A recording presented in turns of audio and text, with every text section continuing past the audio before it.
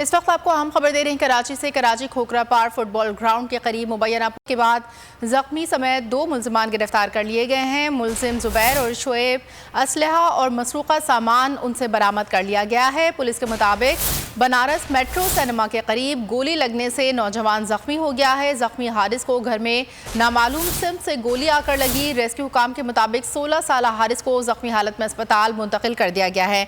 मजीद तफसीलात जानने के बोल न्यूज़ के नुमाइंदे सलमान सलीम से। जी सलमान सलीम, बताइएगा। देखिए, बिल्कुल ये खोखरा पहाड़ का इलाका है जहाँ पे मुबैना पुलिस मुकाबला हुआ है।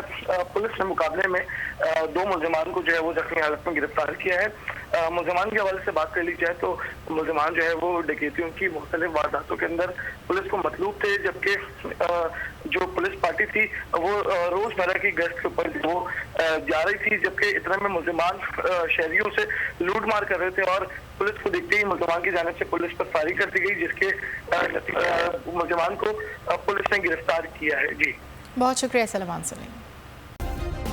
सब्सक्राइब करें और बेल दबाएं ताकि कोई खबर रह न जाए।